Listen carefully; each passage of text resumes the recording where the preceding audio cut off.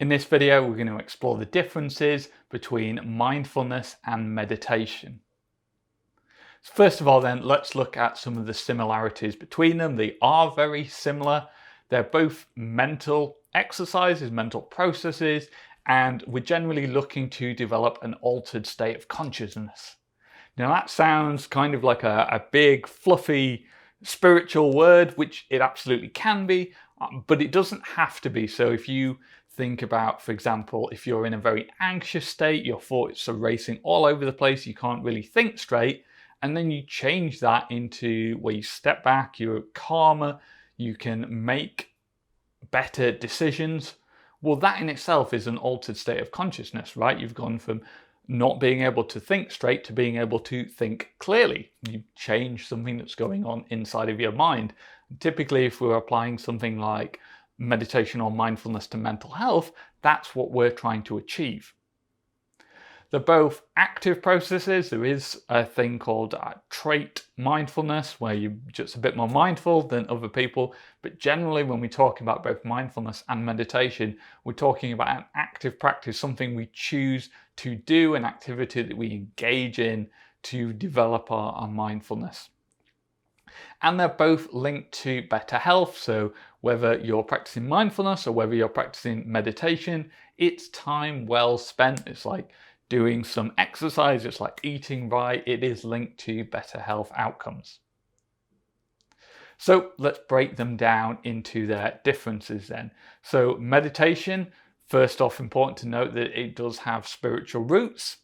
That doesn't necessarily mean you can't take the spirituality out of meditation, but it very much is grounded in that. And so you're more likely to find spiritual and religious people trending towards meditation, but that said, I find it very useful as well.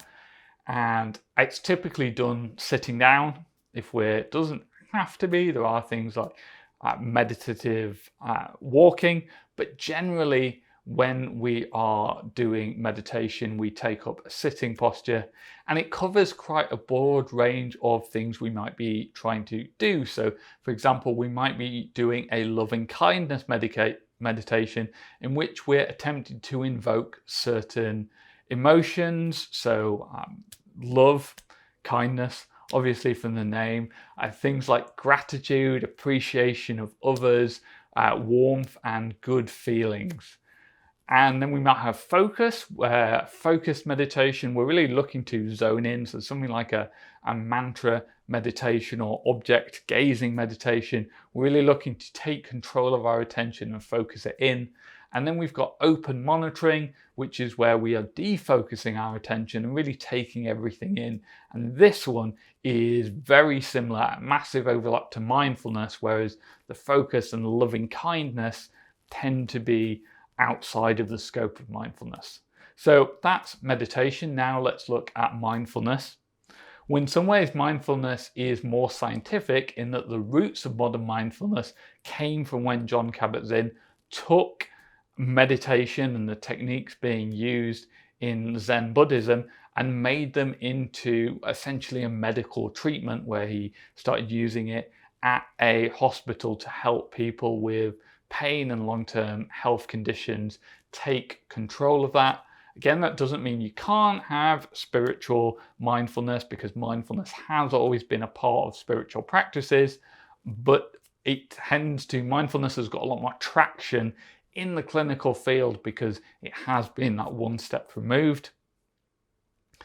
Then we can use mindfulness in a wider variety of situations. So you can do mindful eating, you can do mindful brushing your teeth, you can do mindful exercise, as well as sitting down and doing a traditional seated mindfulness practice. You can really engage in mindfulness skills anywhere.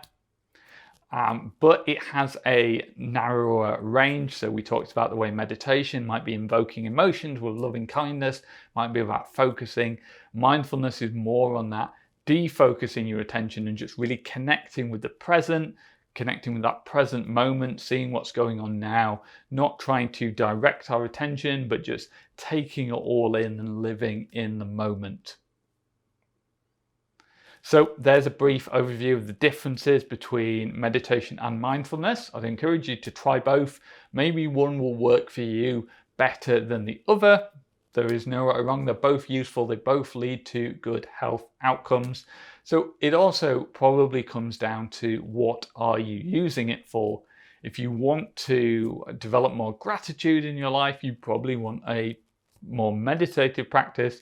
If you're looking to reduce depression and anxiety by bringing your attention more to the moment and reducing those distractions, you probably want a more open monitoring mindfulness type approach. Hopefully that was useful. If so, please give this video a thumbs up. And if you want more videos on mindfulness, meditation, mental health, all of those kind of topics, hit that subscribe button because that's what this channel is all about. And I would love to see you in another video.